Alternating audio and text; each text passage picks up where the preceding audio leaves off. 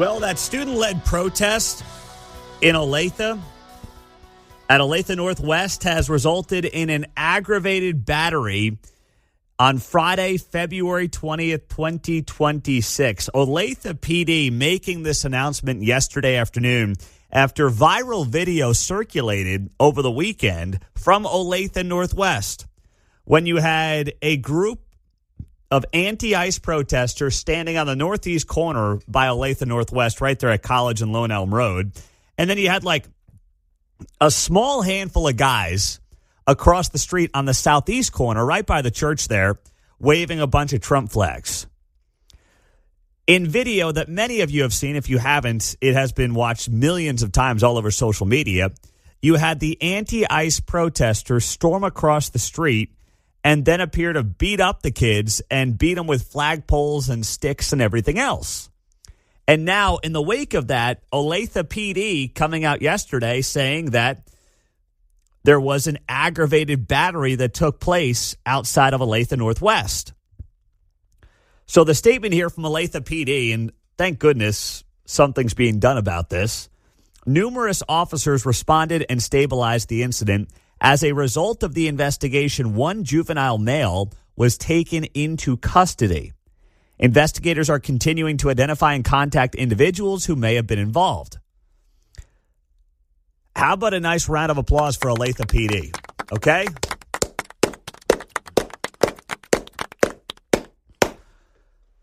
Doing the right thing, handling this case like professionals.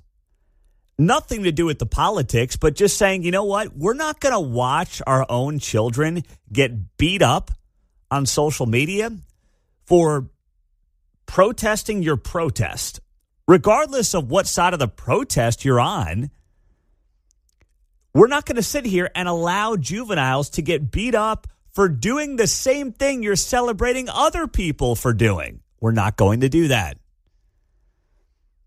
So Olathe PD comes out with a statement yesterday, and then last night you have the superintendent at Olathe Schools, Dr. Brent Yeager, put out an email statement, and here's what it says.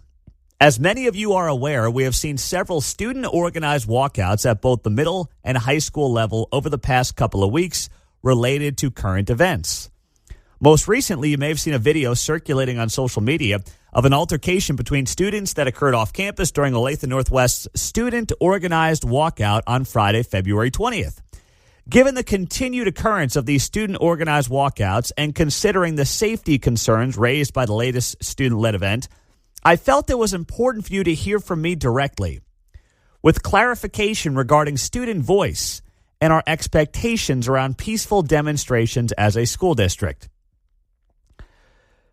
Brent Yeager, the Olathe superintendent, goes on the note here. We recognize students' constitutional right to engage in peaceful expression.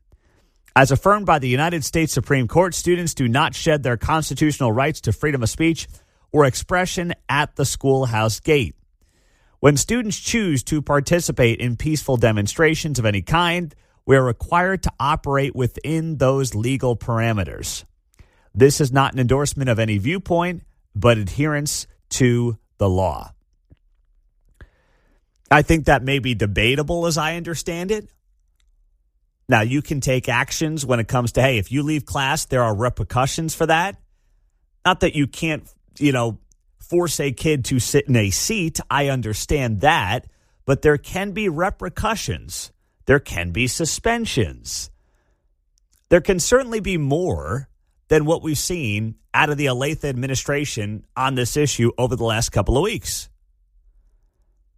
Whether it was Olathe North, Olathe West, now Olathe Northwest, it doesn't seem like the administration is really taking any of this seriously and making sure that they are making it incredibly clear to parents and to taxpayers, by the way, while they're in the middle of asking for $400 million for a bond issue for capital improvements, that our number one priority is making sure kids are learning and in the classroom. If you were just watching from afar, you would not think that that was the priority of the Olathe School District based on how they have been handling themselves over the last couple of weeks. The superintendent, Yeager, he goes on the note here in this email sent out last night. We want to reiterate these walkouts were entirely student-led and not organized, sponsored, or endorsed by our staff, schools, or district. As a public school system and public school educators, we remain politically neutral when serving in these...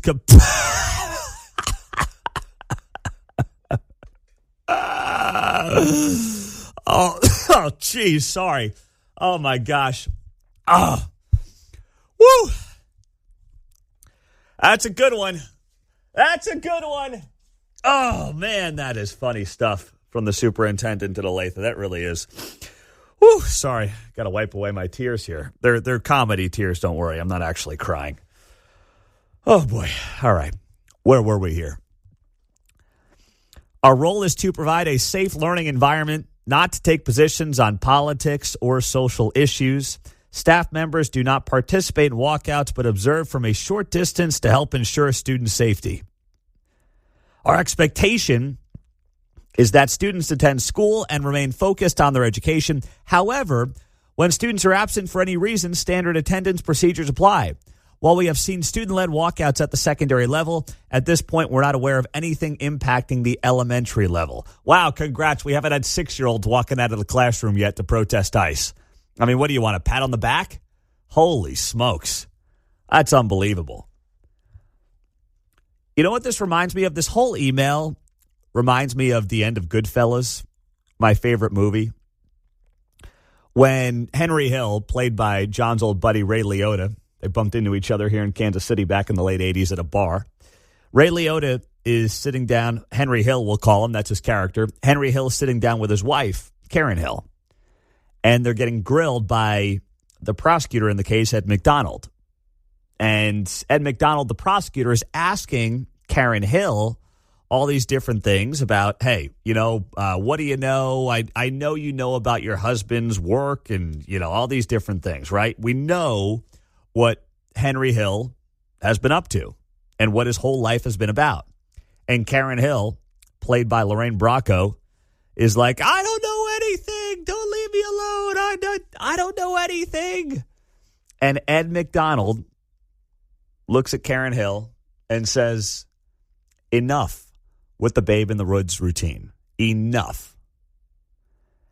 And what I sense here from Brent Yeager, the Olathe superintendent, he is all in on the Babe in the Woods routine. That's what he's going for here. Don't look at me. I'm just, Supreme Court. I just tried. We're not involved. And, there's only so much we can do. It's like when you have a substitute teacher. People, I think, unfairly kind of take advantage of the substitute teacher once in a while, right? Hey, the regular teacher's not here. Let's, goof around a little bit. Let's be a little silly, a little funny. It happens all the time. It's a tale as old as time. It's not right, but it's reality. Why? Because people sense weakness. And for several weeks, Olathe has been at the center of this conversation. They've had more walkouts, it seems like, than any other school district that we've covered in the name of anti-ICE protests. Students clearly sensed weakness.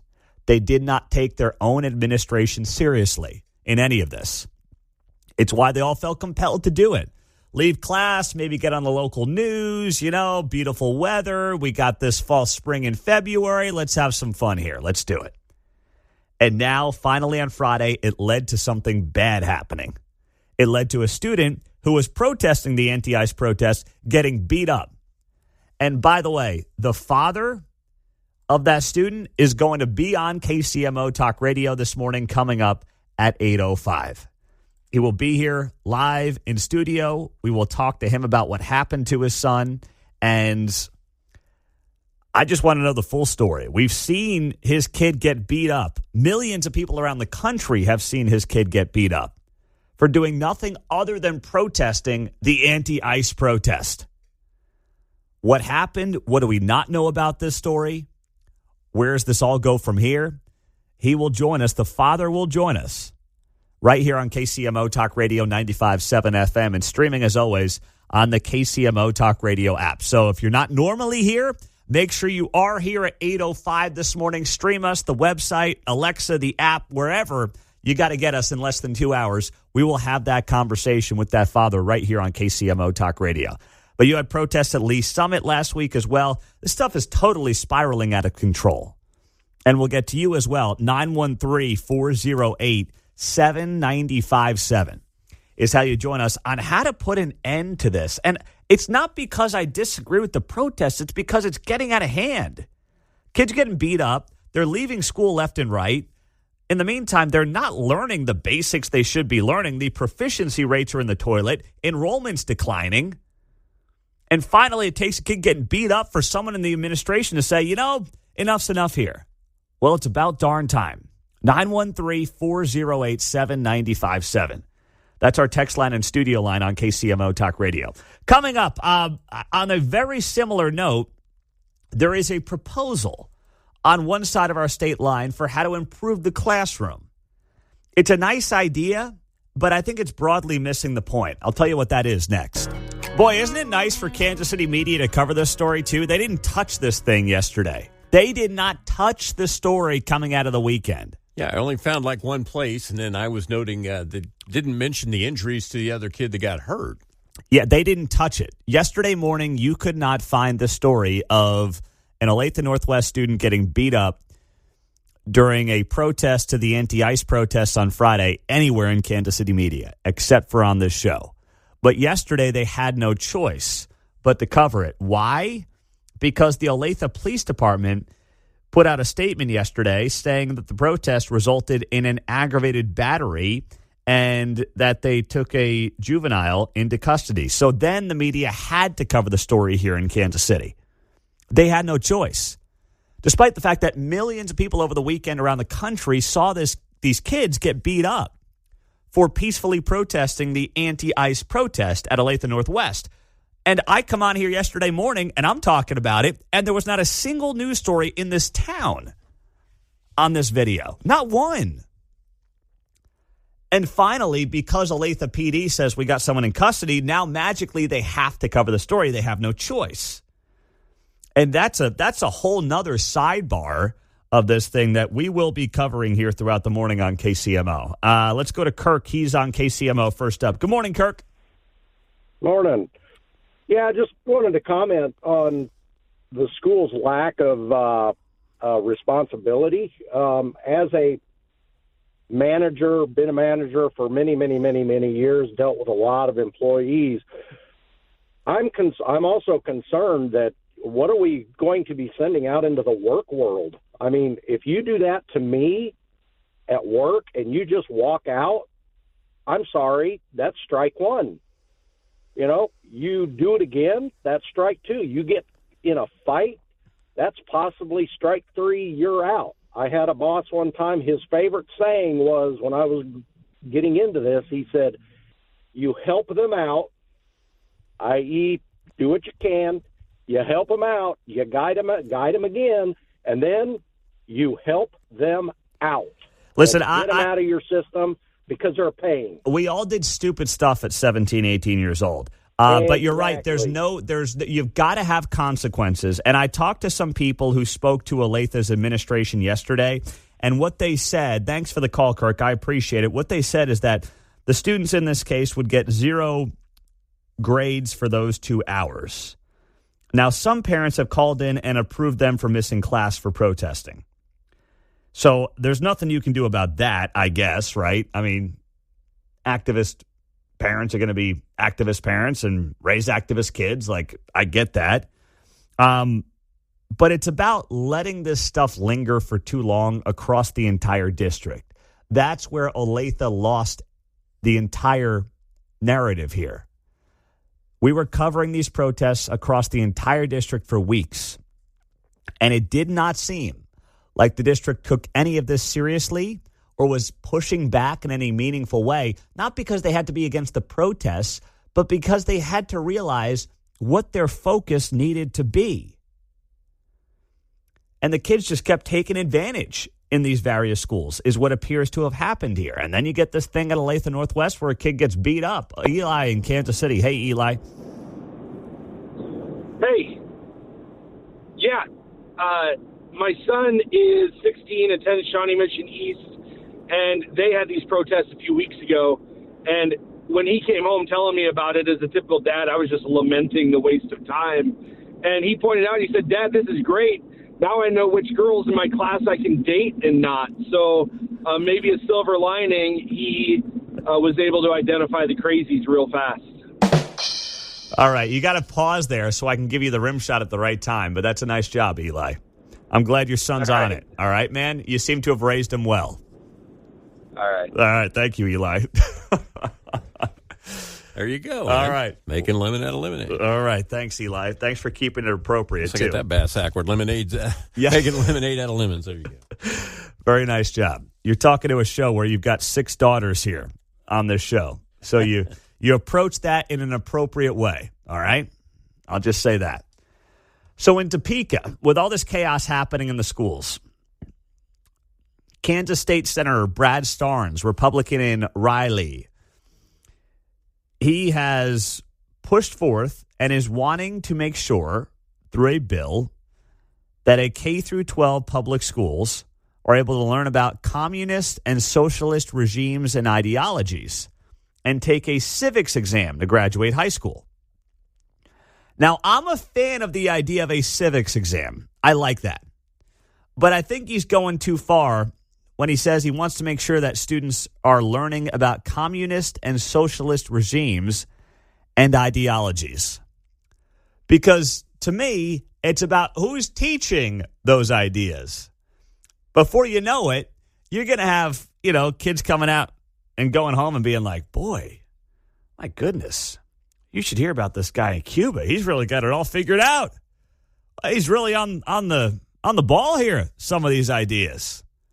Your kids are going to come home chanting, ho, ho, Ho Chi Minh, ho, ho, Ho Chi Minh. It's like, no. How you teach about communist and socialist regimes and ideologies is an important nuance to all this that will probably get lost in some piece of legislation passed in Topeka. So I'm not a fan of this, even though I think Senator Brad Starnes' heart is in the right place. The problem that you have is that you have, and not in all cases, I know teachers in the Olathe School District, along with spouses of teachers in the Olathe School District, who happen to be fairly conservative. And that's true for every school district. Now, they're outnumbered, but they're out there. The problem is you have, by and large, people who lean to the left who are attracted to the line of work in today's world. It wasn't the case when I was growing up in the 90s. It probably wasn't the case when you were growing up. But today, that's who is largely drawn to the position. How do you change that? How do you change and try to diversify the ideology of those who are drawn to the profession? That's not an easy thing to do, and there's not a bill or a law that fixes it. That's got to be a cultural shift. And I admit I've thought a lot about it. I'm not quite sure how it happens. But when it comes to his idea on having, just a civics exam to graduate high school, I'm all about that because as he brought forward in data, 19% of Americans under the age of 45, 19% could pass a citizenship test. 34% of 18 to 29-year-olds say they have a favorable view of communism.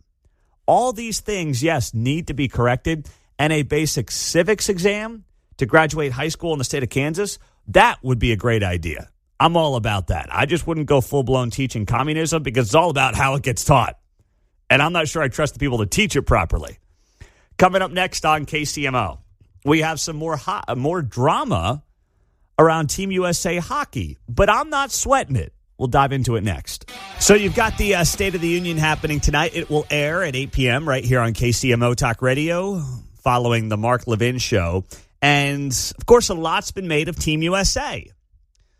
The men winning the gold medal, of course, on Sunday. Women also winning the gold medal prior to that. So the president invited the men's team to the State of the Union tonight. And he put out the invite on Sunday morning. Now, the guys are going to be back they were in Miami yesterday, and then they're going to be chartered to D.C. today. They'll do the State of the Union thing, and then I think that they will do a formal kind of event and ceremony tomorrow, is I believe what the plan is. But the women, of course, were also invited.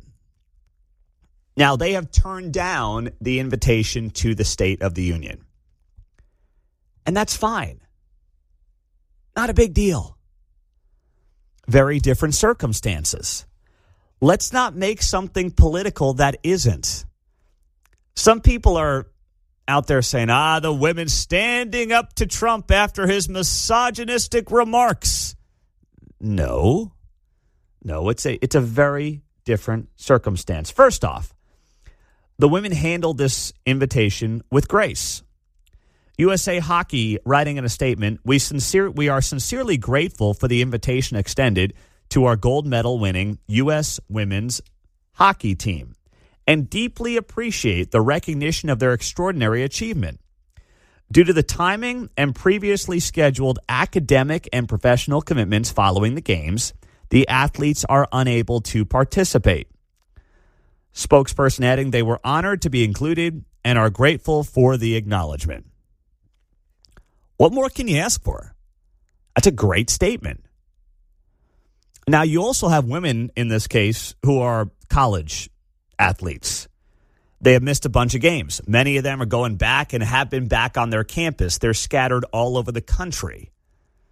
They're not like professional athletes who are all in one place right now, like the men who were hanging out in Miami last night celebrating, are back. They're pros. They're in the NHL. They have time. They can stop by tonight. They can have their celebration tomorrow, and then they get back to business. That's not the case with the women. It's different. So if you want to look at this and be like, they're anti-Trump, they don't know what they're doing. No, that's not the case. If you want to look at it from the other side and be like, they stuck it to Trump, good for them. No, that's not the case either. It's just purely logistical as to why they're not going tonight. Now, would it be great if they could be there as well? Yeah, absolutely. And Trump did the right thing. He invited both of them. But some people are using, his comments from the other day on the phone when he was like, hey, don't forget, guys, I got to invite the girls too or they're going to impeach me, as some type of, obnoxious comment towards the women. No, that's just Trump doing his comedy routine. That's it. That's all it was. And this is what it sounded like on the phone call the other day. Really be cool. And we'll do the White House the next day. We'll just have some fun. We have medals for you guys. And we have to, I must tell you, we're going to have to bring the women's team. You do know that. Absolutely. I do believe I probably would be impeached, okay? But anyway, if you could work that out, I would be honored to have you. I'll introduce you to the whole... I got it, boss. I got it. Okay, you got it, Cash. I'm on it. Cash is doing it. I'm happy. So, that's Trump being Trump, okay? That's not like, I got to invite the girls. If not, they're going to impeach me. That's just him doing his thing. That's all it is, John. One of the things of his endearment is if you're in his company, you're in. You're in. Yeah. And everybody else is out, even if it's just for a little chide. It's us guys here. We're all here. It's you and me. Yes, exactly right. That's exactly what this was last night. And that's all it's going to be tonight at the State of the Union. I think it's going to be a great moment. I hope it's the most unifying moment that we have tonight during the State of the Union. I don't know what would top it. But I hope that there is not a single person sitting down tonight during the State of the Union when Team USA men's ice hockey gets introduced as the gold medal winners. If we can't all stand up and cheer for that, I don't know what it's going to take to get people to get up and give a round of applause for a group like this. You know that the policies are not going to get, round of applauses across the board, although certain policies should. Team USA winning a gold, come on. Let's all get up. Let's show our appreciation. Let's give a nice round of applause. And then you can go back to sitting there with scowls on your faces, okay? That's what I'm hopeful for. But the women not being there tonight is also not a knock on the women. There was nothing political about their statement. They're in completely different circumstances, and they can't all get there for tonight. But I do hope they go to the White House, and they get to celebrate their gold medal, just like the men will be doing tonight and tomorrow. That's my sincere hope, because both teams do absolutely deserve it. Now, on the sports front, last night, Mark and I were texting about this. You had the Kansas Jayhawks in a big Monday matchup beating the 5th-ranked Houston Cougars 69-56 in a game where KU was down early. They pull back. They end up pulling away in the second half as the game goes along, and they give Houston its third straight loss. First time Houston had lost 3 in a row since 2017. And for KU, after losing on Saturday to Cincinnati, they were on the verge, if they had lost this game, of dropping 2 straight games at Allen Fieldhouse for the first time since the 88-89 season. That did not happen. And then you also would have had they lost last night, Bill Self losing his first home game on a big Monday inside of Allen Fieldhouse in his career.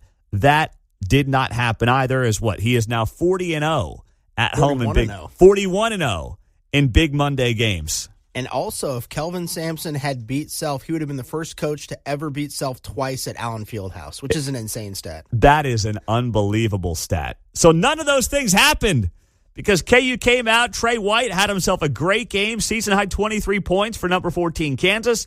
They bounced back from that brutal loss to Cincinnati to beat number 5 Houston on Monday night by a final score of 69-56. Now, after the game, Kelvin Sampson said something, head coach of Houston, that is getting way overblown. Kelvin Sampson said basically, you don't know what Kansas team is going to show up. And by the way, he's right. He's right. Darren Peterson was then asked about that after the game. Here was Kelvin Sampson, the head coach of the Houston Cougars, followed by the comments of Darren Peterson, KU's freshman star. Kansas is one of those teams that you just never know, but they're pretty good. So are we. We're pretty good, too. Maybe not tonight, but we're pretty good. Okay, is that an unreasonable statement from Kelvin Sampson? You just never know. Yeah, we watched KU get boat raced out of the building by Cincinnati 2 days ago, and now they come back and get a top 5 win over Houston. You just never know. That's a correct assessment by Kelvin Sampson. Now, Darren Peterson, KU star freshman, gets asked about that statement from Kelvin Sampson. Here's what that sounds like. What do you mean by Kansas? You never know what that means. That's what Houston's coach said. He said Kansas, you just never know. Peterson says, dang, I don't like that. Well, dude, part of the reason we never know is because we don't know if you're playing. Okay? It's really that simple. There was one point where it looked like he was maybe cramping up a little bit, and he kind of wanted to come out, and Self's like, no, stay in, and he kind of played through it, which I saw that. It was in the second half, and that clip has gone viral since last night. Now, here's the thing, though, all right?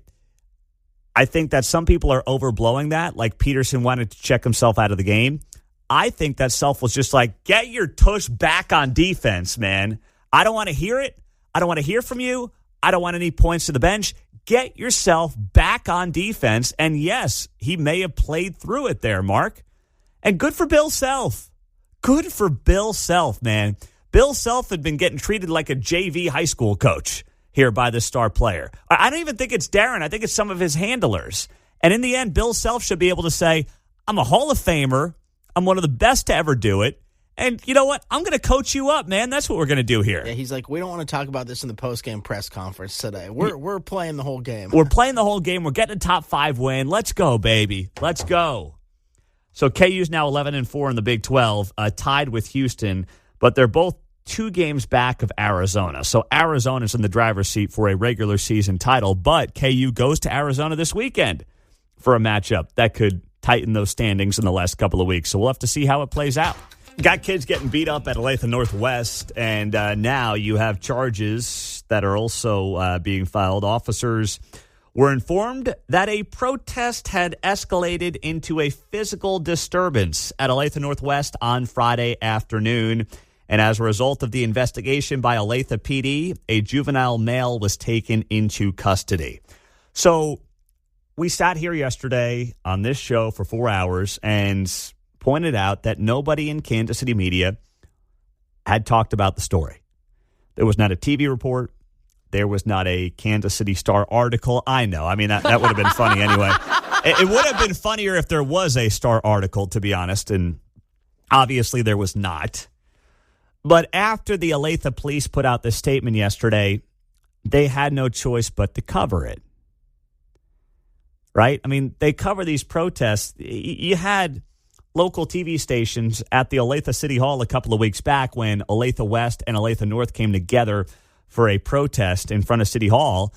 And, you know, they're interviewing these kids like they're Marco Rubio. Give it up. But now you have a protest that leads to actual violence. There was a ton of traction and conversation around this over the weekend. You could recognize the landmarks in Olathe, like the southeast corner of College and Lone Elm, where you've got the church there. Everyone knew where it was, yet it wasn't touched. But then the PD get involved and they have to cover it. So how is this covered? Kansas City Star headline here: one arrested after altercation among student protesters at Olathe High School. Now, you read this whole story. I won't bore you with it, but at no point do you really know who assaulted who. And the group that ends up getting beaten and bruised is the one who is protesting the anti-ICE protest peacefully on the southeast corner of College and Lone Elm. You just see, hey, yeah, you know, there was a disturbance and two sides got into a fight and, you know, somebody ended up getting taken into custody, and boy, that's a shame. But it never tells you in this entire story in the Kansas City Star which side was violent. Now, it would seem to me that if you care about journalism and you've seen the videos and it's very much white and black, you would share that information. Instead, you just get the cookie cutter, here's what the police report said. But, of course, their readers will fill in the blank. Well, yeah, exactly. Right. They'll come to the opposite conclusion. Exactly. Yeah. That's the whole point, wasn't it? Well, we didn't say. Yes, exactly. They'll look at this and say, must be a bunch of, you know, MAGA crazies beating up the peaceful anti-ICE protesters. And it's like, no, that's not what happened here. In fact, it was the opposite. And we have the father of the kid who was beat up coming into studio in about 15 minutes here on the show. 20 minutes. Bogdan Zalowski is going to be here on KCMO Talk Radio. I was practicing his name all night, so I want to make sure I get it right for him. He's coming in the studio 8:05 right here on KCMO. So at no point does anything in the article note, hey, here's who was at fault. And here's what actually happened. Here's what the videos on social media are very much clearly showing. But nope, can't do it. Can't go there. I don't know why, but you know, that's how it was covered in the Star. Now, I've got to give Channel 41 credit. They sat down with the father last night and actually did an interview and talked to him and got his, you know, input on what exactly happened here. But you're not getting much from anybody else. The only issue I have with 41 is how they introduced the story last night. And here's what that sounded like. Students protesting ICE operations walked out of class on Friday at Olathe Northwest High School, and some students waving Trump flags gathered here on the opposite side of the street. Students ended up here off school property, and a fight broke out between students protesting ICE and those supporting the federal agency. Okay, a fight didn't break out. You had a couple of kids with their little flags, their Trump flags, on the southeast corner of the street. You had the northeast corner littered with a bunch of anti-ICE protesters. The anti-ICE protesters crossed the street to the southeast corner, and they're outnumbering these guys like, 50-1, and then they start attacking these guys. There was no altercation that ensued. It wasn't a fight that broke out. That's not. These guys are running for their lives. They're literally running across not across College Boulevard, but along College Boulevard on that southeast corner as they're getting chased with flagpoles by fellow students. That's not a fight breaking out, right? That's one side which has power in numbers seeking physical altercation. That's what that was. at Olathe Northwest. So I appreciate 41 talking to the father, but that's a total misrepresentation of what actually unfolded outside of Olathe Northwest on Friday afternoon. Channel 9, student-led protest in Olathe escalates into physical altercation, one taken into custody. Channel 9 simply, like the Kansas City Star, noting here that police said they stabilized the incident after the protest escalated. While it's not exactly clear how the situation unfolded, police said the protest resulted in aggravated battery. I don't know. It's pretty clear. It's on video. I mean, we're not really in a he said, she said situation right now. I'm looking at video that millions of other people around the country have seen because it's gone viral on social media.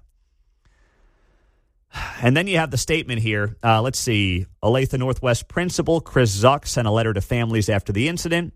He said the walkout was not sponsored or organized by the school or its staff. Staff members do not participate in these student-organized walkouts or protests, but they do observe from a distance to ensure student safety. Well, they failed miserably at that on Friday, didn't they?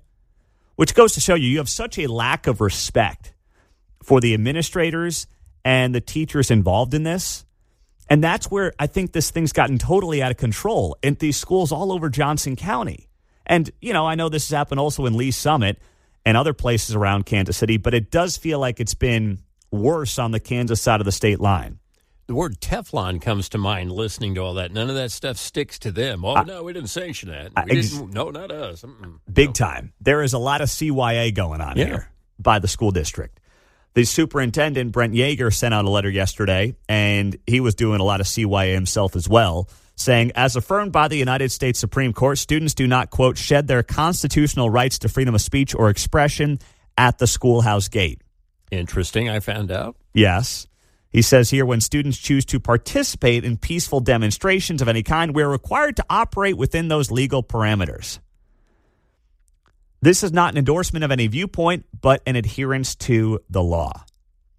We want to reiterate that these walkouts were entirely student-led and were not organized, sponsored, or endorsed by our staff, schools, or district. As a public school system and public school educators, we remain politically neutral when serving in these capacities.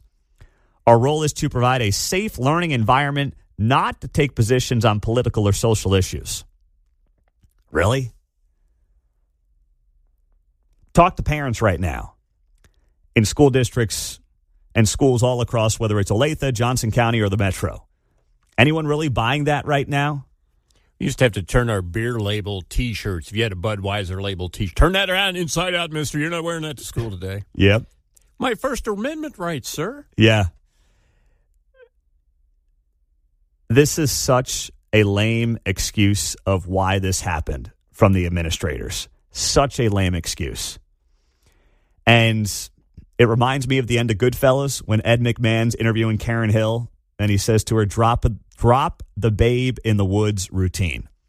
And Brent Yeager is using the babe in the woods routine here. Don't look at me. We're just going by the Supreme Court. The Supreme Court, we got to follow their rules.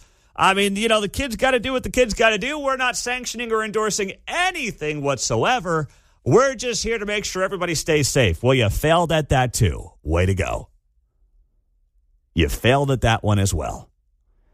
913-408-7957.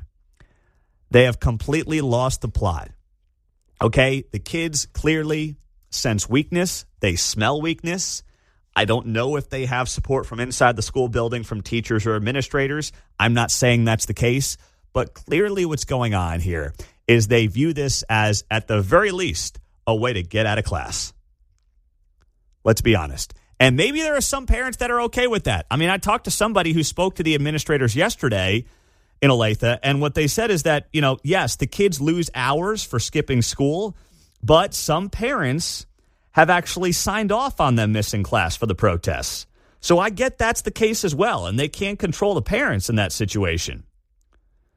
So I don't deny that there's some of that going on when it comes to the activism that appears to be alive and well, which is, too bad. But still, there's more that these schools can be doing than they're letting on. There's no doubt in my mind there's more to it than what they're letting on. 913-408-7957. Steve is in Kansas on KCMO. What's up, Steve? Uh-oh. You there, Pete? I'm here, Steve. What's happening? Okay. All right. I'm sitting here thinking, Pete, what rights do minor children have? You know, I don't remember having any rights. They can't own a gun. They can't go and vote. They're minor children. They don't have any rights. I remember telling my father about my rights one time. The only right I got was the right back of his right hand, you know. These kids don't have rights to do this, and they definitely don't have the right to go out and attack somebody. Well, yeah, they certainly don't. That's why you got someone in custody. That's a good point. I'm not going to sit here and play attorney on the air, but you're making a whole lot of sense to me, and it does feel like a total CYA cop-out moment from administrators in Olathe to hide behind, the Supreme Court, and all we can do is make sure that, everything's going well and safely and have oversight. Well, you didn't even do that well on Friday at Olathe Northwest. Hey, Pete, I want to say this. That kid had a lot of courage to go out there and stand there because he risked being ostracized by his peers. That's a very brave young man. And if this father's got the crowdfunding, I hope he puts it out there because that kid deserves a reward. I'd like to stick a little something in his college fund or whatever he's got, Thanks for taking my call, Pete. Well, that's very nice of you, Steve. Such a nice man. I think that he is certainly brave, much braver than those who just follow the crowd. But, you do what you want with your money. I'll just leave it at that. Okay? You do what you want. What I think, though, is that I wish that if we looked at our schools and we said, how do we actually encourage debate? How do we encourage conversation? We do it in ways that aren't about walking out of a classroom in the middle of the day to stand on a street corner, which, let's be honest, there's not a lot of traffic midday at College and Lone Elm, and wave signs and, yell and honk at cars and do things like that. That's not what it's about. It's not what it should be about. What about having just robust debate, right? What about that? Like actually exchanging ideas and letting the marketplace of ideas actually win out. And letting people try to convince their peers that, maybe they're seeing things what they perceive to be the wrong way. That's healthy. Not being like, we got the kids out of the street corner. Hope everyone's okay. Got to just do our job to make sure everyone's hanging in there all right. Like, no. What if we bring that back, John? There's an idea. It's almost as if the goal is to just tell them what to think and not how to think. Exactly. I'm sure many of you listening, or some of you listening, were in school during, Vietnam. I was in high school during the War on Terror, and obviously that got a lot of blowback after a short period of time. Everybody was on board with Afghanistan. Then Iraq came, and, that went downhill very quickly. There was not a single walkout against George W. Bush and the war in Iraq, and there was nothing at area schools looking back on my time in high school. None of it. That was not happening. I mean, yeah, there might be conversation here or there. There were kids who were more into politics than others who might debate it or talk about it. But, there was none of that going on. Not for a second. And that's why what's going on right now just doesn't feel organic to me. It doesn't feel natural. It doesn't feel like, kids are just so politically motivated today. They're just out there and they want to make sure their voices are heard. Now, maybe social media is part of it because social media shrinks the world and things can spread much more quickly today than they would have even 15, 20 years ago. But, man, this is not something that, to me, just feels truly organic, led by kids. Kids just saying, we're doing this, no ifs, ands, or buts. And there's not a single person, there's not a single adult in that building who's not doing a wink, wink, nod, nod, great idea, we got your back. I don't buy it. I just don't buy it. 913-408-7957 is the text line and the studio line on KCMO Talk Radio. Let's go to John as we approach the top of the hour. What's up, John? Hey, Pete. I really freaking love your show. I listen to it every morning. I'm a truck driver. But But So my son goes to Olathe. Okay, No, go my ahead. son goes to Olathe. No, there's no but. Like, there's no. It's all good. My son goes to Olathe Northwest, and he's very, very conservative. And he's like, Dad, I want to make signs and I want to troll these people while they're protesting. I'm like, nope, no, you are not going to protest them. He's like, why? I said, because it's freaking dangerous. I said, you go out there, and I told him, I said, you're going to be grounded for a month if you go out there and protest. It's not because I want to, like, quench his voice or silence him, but it's because I know how evil these people are and how violent they can be. So your son, well, listen, I mean, you're the dad. Your son wanted to protest the protesters like what happened last week. And you said to him, was he friends with these kids that did it, do you know, or no? Dude, literally, they're just trying to skip class. That's all it is. That's all they're doing. It's an excuse to skip class. But I know, like, if there's influencers in there, people who can kind of turn the narrative, they're going to turn violent. Yeah. They're going to turn violent. And that's what I warned them against. And I told him, I said, no, I don't want you getting hurt. Your job is to go to school. Your job is to go get an education. You go do that. If not, you're grounded. And he's like, Dad, but I've got really freaking hilarious signs. Well, you know, I respect that decision, Jonathan, as a father, and I'll give you a good pat on the back. Good work, man. I mean, listen, clearly in hindsight, you were right. Not that you needed something like this to happen to prove you were right, but you were right. You know, you made the right call, and you're right. That's what school's intended to be. You go there, you're supposed to just learn what to do in the classroom and then go home, and you can do all the political activism on the left and the right you want to outside of school.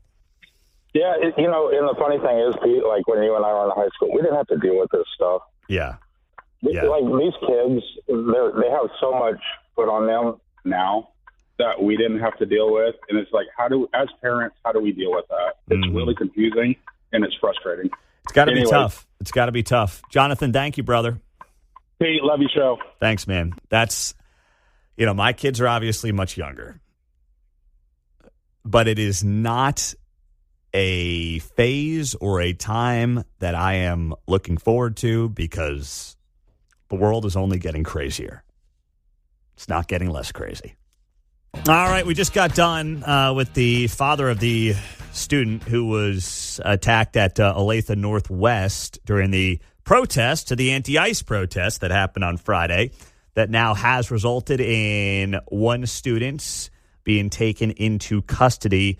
Bogdan Zaslavsky was here in studio on KCMO, and I kept saying to him, I said, sir, I'm sorry, but I said, sir, I'm sorry. I keep butchering your last name. He goes, I've been doing it my whole life for 50 years. I said, all right, good. I don't feel as bad because I've been, trying to pronounce his name since last night. So he was great about it, but appreciate him coming in the studio. Mark, you're on KCMO. Good morning. Good morning. I'm fired up. I had no clue about this. I'm just getting ready to go in the hospital to see my mom who's not doing well, and I heard this garbage. Thank goodness for this Bogdan's son. And what's irritating is we've allowed this to go on. This principal needs to be bombarded with a litany of people that want to come up there that he'd be intimidated. If it was me, we need to drop the violence and intimidation. That's not really the answer here, Mark. I know you're fired up, big dog, but that's not the answer. Can I tell you how we handled the situation? I mean, yeah, sure. Go ahead. All right. My son, we moved. My brother was getting picked on at school, and it was by a bunch of people. And my dad went up to the principal, and he said, I'm going to tell you what's going to happen. You're either going to stop this or I'm going to take care of it. So he didn't. My dad took my brother down. My dad was a boxer. He took him down to Argentine Community House. He taught him how to fight. And when we were sitting at breakfast, he goes, there's the first one. And he said, go get him. My brother took off. My dad sent me after the bigger boys, and he got my cousins to go after the others. And there was some stuff. I'm just telling you what happened. This is my life. What year was that, Mark? It was 1977. Okay. But I'm just telling you. Let me just tell you this, Pete. Yep. The point I'm getting is we've allowed this. I was into lifting weights, hot rods, and working and going to school, and we were built on a foundation of those principles, hard work. Not everybody gets a trophy. We've allowed this to grow into what it is. And that kid should get a bunch of people across the street, and then it's like, oh, they got a lot of people over there too, so I don't think I'm going to mess with them. Not that we're saying, hey, we're going to throw down, but I feel sorry for that kid. He should have organized, got a bunch of people, and then it's like, I don't know. They look pretty fortified too. I think we'll just sit here and spout our views. That's my point. I get it, Mark. You're fired up. I love the passion, buddy. Let's go to Rick in Lafayette County. What's up, Rick?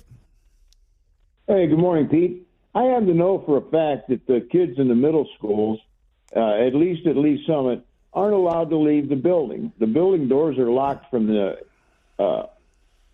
time school starts until school's let out. And you have to ring to get in, and you have to have somebody buzz you to get out. And the school administrators had to have let these kids out of the school building. You can't even go pick a kid up at school unless you've made prior arrangements, or you're the parent, or you're on the list at the principal's office. Yeah. So all kind of stuff. Now, how can they not be responsible when they just let them walk out of the school? Well, my understanding, good question, and this is what I got on background before we went on the air, is that, he was not in school because I guess if you have a job or whatever, you're allowed out, at a certain point in the day, and, you kind of qualify for those hours so you can leave school early.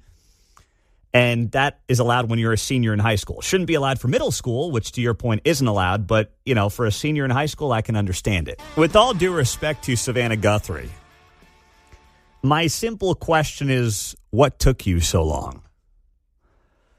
We are on day 24 of Nancy Guthrie missing, and Savannah Guthrie has put up an Instagram post just here in the last less than an hour ago. This was 30 minutes ago, saying that her family was offering a reward of up to $1 million for any information that would lead to the recovery of her missing mother. By the way, that's the number I gave last week on Ask Mundo Anything. Someone asked, how much would you put up if you're Savannah Guthrie to find your mother? And I said $1 million, which, by the way, I got roasted for on the text line. People are like, you say anything, whatever it takes. Now, I get it. That's the answer, obviously. But that's kind of where my mind went in terms of starting the bidding. Like, right out of the gates, here's $1 million. It's a big, round, sexy number you throw out there, 7 figures, $1 million. Like, that's where you start it. Yes, the obvious answer is whatever it takes, but $1 million sounds like a big, round number you throw out there. And that's what Savannah did this morning. The problem is she did it like 23 days after she should have done it. You're 3.5 weeks into your 84-year-old mother being missing. You're worth, according to reports, and I know this stuff is always, it ebbs and flows. They say she makes $8 million a year. I don't know if that's true or not. Usually that's agents kind of drumming up and pumping up those numbers a little bit. So I don't know what's true and what's not. Point is, obviously she's worth many millions. She's done very well for herself. She makes a ton of money. The $1 million number should have come out 3+ weeks ago from Savannah Guthrie on day 24. All right, time to get some skin in the game here. Like 23 hours later. Yes. Took her 24 days instead of 24 hours. That's exactly right. So now she's offering up $1 million for any information that would lead to the recovery of her missing mother, who vanished from her Arizona home after last being seen entering it the night of January 31st. Guthrie acknowledged that her 84-year-old mother, who is believed to have been abducted, may not be alive given the time that has passed, her age, and her medical issues. Savannah saying in the post that she may already be gone. Well, guess what? I don't know for sure. We don't really know. But I know that on the morning of February 1, when you found her missing, she may not have been gone. And that's when, if you're Savannah Guthrie, you get out there and you use every lever that you can. You use the political levers, you use the social media levers, and yes, you use the monetary levers. Money can solve your problems, but you know what? There is something to be said for money helping to alleviate those problems. Let's not kid ourselves here. All right? And if you're Savannah Guthrie and you're one of the most recognizable faces in media, and yes, you also happen to sit on, not that she's like, obscenely wealthy, but you're well off, you're well to do. And the minute that this story breaks, you are not using the monetary leverage that you have to try to find your mother will never make any sense to me. And I'm not sure if we're ever going to know the why behind any of this. Like, is Savannah Guthrie at some point when the dust settles on this story, whatever the outcome is she going to sit down and explain any of this to anybody? Because there are so many questions right now. It's almost like she would have been better off not doing this and just taking the stance of, nope, I'm trusting the law enforcement folks. They've got the rewards out there. We don't want to get involved. But now to go to the $1 million mark 3 weeks after the fact, this looks even worse than if you never did it. Because if you never did it, at least you could say you were standing on some principle of letting local and federal officials create whatever you want the reward to be and staying out of it. But the minute last week we found out that there was an anonymous $100,000 donation to up the reward to like $202,000 or something like that, I was like, okay, that's kind of weird. So Savannah Guthrie's family just let some random person donate $100,000 when she's sitting on a mountain of money, tens of millions of dollars, according to the reports. And some random person says, here's $100,000 for Savannah Guthrie's charity to try to find her mother. And Savannah hasn't put in a dime as far as we knew until this morning when she says, here's $1 million. Wow. This is just so weird. It's just weird, John. I just don't get it, man. Well, it's like you say, there's so many questions that kind of, Amber Alerts come up or the Silver Alerts where you're missing someone who's kind of wandered off. And they found him safe. Well, I'm like, kind of like to know what happened. I hope they got their medicine, et cetera. But when you get Alzheimer's people, for instance, if you're taking care of someone, it's suggested you paint the walls, the doors the same color. They'll see the door and they'll walk out and think, I've got to go to work. Yeah. And they wander off. And so I'm always curious what happens if there's any way that you can impart some safety information to others based on that incident. Yeah, that's a great point. On the text line, Pete, do you get taxed on reward money? The answer is yes. The answer is yes, you will get taxed on reward money. It's like if you win on The Price is Right or Who Wants to Be a Millionaire. I'll never forget the first time I really started to understand tax rates was when, what was his name? The first guy to win $1 million with Regis on Who Wants to Be a Millionaire. I think his name was John Carpenter. He won $1 million, first guy to do it. Remember, he phoned a friend on his $1 million question. He phoned his father to tell him he was going to win $1 million. If you remember that. Oh, okay. Yeah. It's probably 25 years ago, give or take. I was probably 12, something like that. And I remember watching it live with my family, watching this guy, John Carpenter, be the first guy to win $1 million. And, Regis doing his whole shtick. It was a great moment. He phoned a friend with his final question. He phoned his dad to tell him he was going to win $1 million. It was really cool. You couldn't script it. And I remember my dad saying to me, like, hey, he's only going to get like $640,000 or something. I'm like, what do you mean? It's Who Wants to Be a Millionaire? Won $1 million. Well, taxes, like, federal income taxes and things like that. You win $1 million, 35, 36, 37%. He's going to get, whatever it is, $650,000. And I remember thinking, wow, what a screw job that is. That was my first understanding of tax rates and being like, wait, this guy won $1 million, but he's only getting like 600 some odd grand. So yes, if you're listening right now and you know anything about Nancy Guthrie's whereabouts, since I know we have people streaming on the KCMO Talk Radio app all over the world and all over the country, yes, you will pay some money to the federal government. So there you go.